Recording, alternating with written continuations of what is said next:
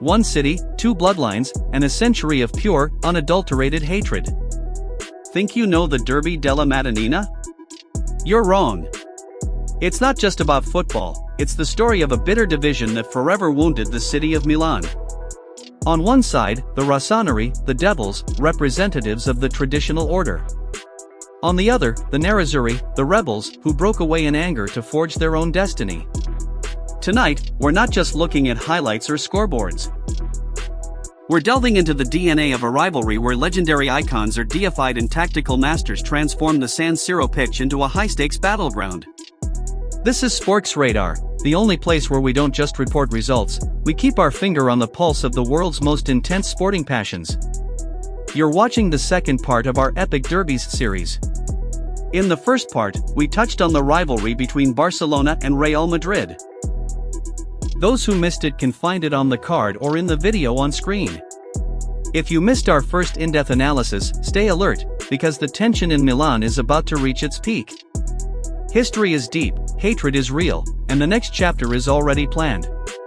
Don't just watch history unfold. Take ownership of it. Stay alert on Sportx Radar. You know, there are football matches, and then there's what happens in Milan. Twice a year, this city doesn't just watch a game, it tears itself apart. This is about a rivalry that started with a single act of rebellion, one that split a club, a family, and an entire city right down the middle. And trust me, this isn't just about winning a match. It's a civil war that's been going on for more than 100 years.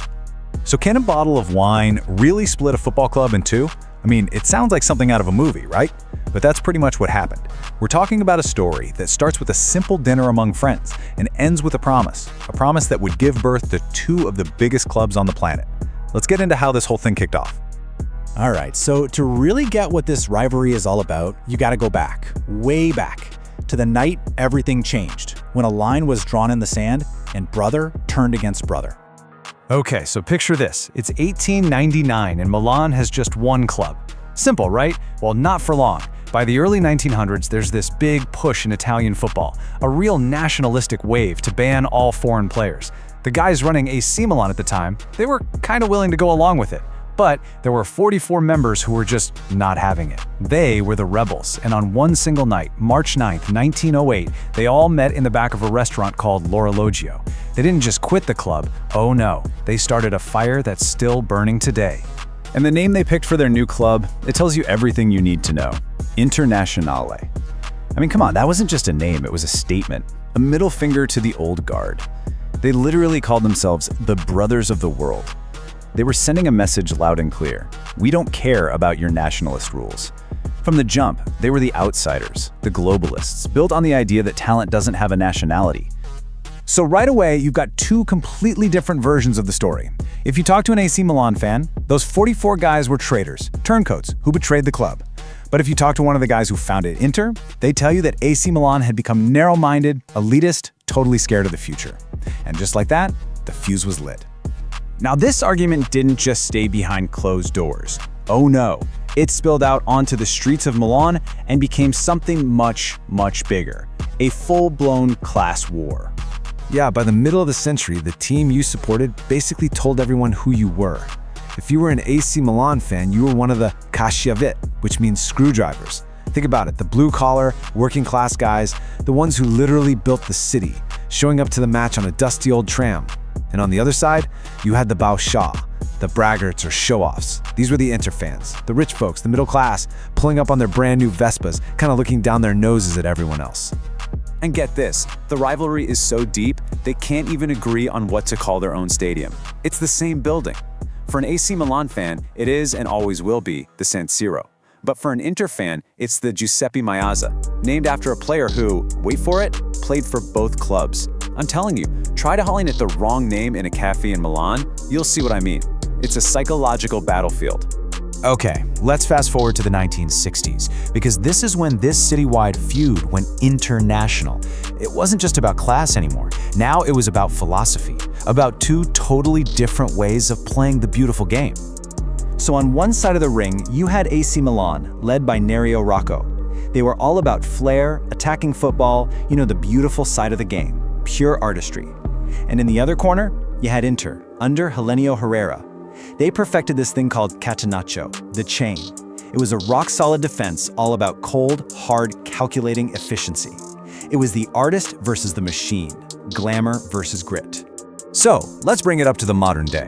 Those old class lines, the screwdriver versus the show-off, they've kind of blurred.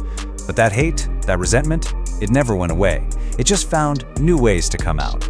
And sometimes, those ways were literally explosive. The year is 2005. The setting? A Champions League quarterfinal. What happens next? Well, it became the perfect picture of the beautiful, chaotic madness of this derby. You've probably seen the photo. Rui Costa from Milan and Marco Materazzi from Inter, just standing there, side by side, watching a literal storm of red flares rain down onto the pitch. It's one of the most famous images in all of sports. The game had to be stopped, of course, but that picture, wow. It captured everything. A rivalry so full of hate that it somehow became beautiful. It's like it proved they are two sides of the exact same coin, stuck with each other forever. So how do they insult each other now? Well, an Inter fan will tell you that AC Milan sold its soul to Berlusconi, that it became this big, shiny vanity project with no real heart. And what does a Milan fan say back? They'll just laugh and tell you the only reason Inter ever won their famous treble was because Milan was being dragged through the mud with scandals. The mudslinging never stops. And that brings us right up to 2024. This year, Inter won its 20th league title. That's a huge deal, because it earns them a second star on their jersey. But it's how they did it. They won the title by beating AC Milan in a game where Milan was technically the home team. Think about that. It wasn't just a win, it was a planned, calculated humiliation. The ultimate braggart move, rubbing it right in the face of the screwdrivers. So after all this, over 100 years of fighting, what's it really about? See, in Milan, you don't just pick a team. You're picking a side. You're choosing a philosophy for life. So you've got two paths. Path 1, you're with AC Milan, the traditionalists. You believe the heart and soul of Milan belongs to the Milanese. Path 2, you're with Inter, the rebels, the defiant ones who open their arms to the whole world from day one. So is it loyalty to your roots or opening the door to the world? And of course, there's the never-ending argument over who's won more. Sure, Inter just grabbed that 20th league title, pulling ahead there, but an AC Milan fan will fire right back and say, yeah, but who has more European cups? That's the big one. And then the Inter fan just smiles and drops the mic with two words, the treble. Something Milan has never done. It's a game of anything you can do, I can do better, that will literally never end. So I'm asking you, which side are you on? Do you feel the grit and the tradition of the red and black? Or does that rebellious, international spirit of the black and blue speak to you? In the end, it all comes down to one question. Are you a screwdriver or are you a braggart?